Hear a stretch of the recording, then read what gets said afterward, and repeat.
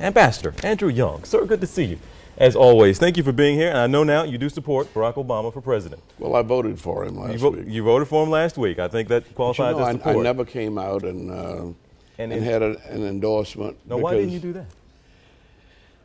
Well, I wanted to. I mean, I have a lot of controversy in my background. Yeah. And I didn't want him to have to carry or answer to it. And I never know when something's going to come up when I want to say something that he shouldn't be caught saying. Caught saying. All right. Well, you say you support him. You did vote. I mean, the world is a very complex place. And as you know, we were together in Tanzania last year. But I'm all over this world and probably been to 150 some countries. And the world, people say it doesn't make any difference, but the world is exercising an incredible economic effect on the United States right now. And I think that could flip right after this election. As soon as the election's done. Well, when you talk about our time in Tanzania, when I was there with you, that was right, they were in the heart of the primary season, actually, and that was when Barack Obama, we were over there when he actually kind of wrapped it up. And you said something to me that kind of struck me, and that was you weren't sure if the country was ready to elect a black man president. You still feel that way now? Or have things changed since this election cycle has changed? Well, there are two things. One, there's never been a campaign this well organized and this disciplined from top to bottom as Barack Obama's been running. Also, there's never been a time more critical in our political and economic life. I was born with Franklin Roosevelt, and not since the Great Depression have we had the threat to the economy that we have now, and something drastic. In fact, even though back when I was supporting Hillary Clinton, I sent Barack Obama a copy of Jonathan Alter's book on Franklin Roosevelt's first 100 days. And I said, you might win. You better read this. Well, what changed for you? You were supporting Hillary Clinton, and you said he didn't have the experience, and you said he needed to go through I never said that. You said he was too young. No, I never said that. You said he was too young. No, I said I had known Hillary Clinton since she was a college girl, and I had only met him once. Yeah.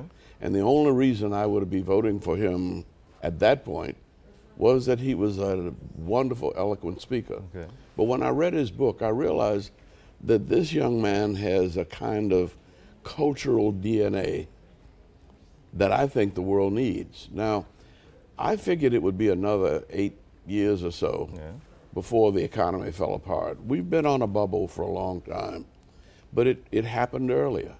If I were making my choice as to who to vote for in August of this year, before the convention, it was very clear that we needed the kind of idealism and enthusiasm that Barack Obama's election would bring to the global economy. Now, let me say that I'm not blowing smoke here. All right. Atlanta was kind of in a rut in 1980 and 81. And my election turned around this economy, and it wasn't that I did anything except go around the world and invite people to work with us. But we brought in $70 billion of foreign direct investment in Atlanta. 1,100 companies moved their businesses here, and we created 1 million jobs. So before he does anything, just the image and just him being elected is going to change many what things. It is, it's a belief in America. It says, well, I'll be darned. They really do practice what they preach. Okay. Last thing here, and I know we're going to have to let you go, but it's one thing, there was so much talk before, haven't heard this lately, about Obama not being black enough. He is not from the same. No, stay with me here. That is good. Okay, you say that's a good thing. But so many of the civil rights era. I mean, he didn't come up in that era, if you will. So that's a blessing. Okay. And I realize that I have a hard time believing and trusting because I have so many battle scars and so many wounds from the 30s, 40s, 50s, 60s, and 70s. He grew up free of that. And so we're not so much electing a black man as we're electing one of the brightest and best organized and disciplined young men. And I don't relate his election to Martin Luther King as much as I do to John Kennedy and Franklin Roosevelt, because he's a transformational figure. And we didn't make much fuss about the fact that Kennedy was Irish. We don't even know what Roosevelt was, Dutch maybe. But the fact is that he was the man of the hour, the man that the world needed at that time. All right. Well, still we got some voting to do, but certainly. Let me just say that sorority went out and put water and lemonade. My city councilman set a separate line for senior citizens. I think we've got to kind of have some comfort stations for the people who are going to be standing in line all day Tuesday. There's an idea as well. Ambassador Young, it's always good to get your insights. Like you said, you've got a lot of scars, you've seen a lot, been through a lot, and done a lot.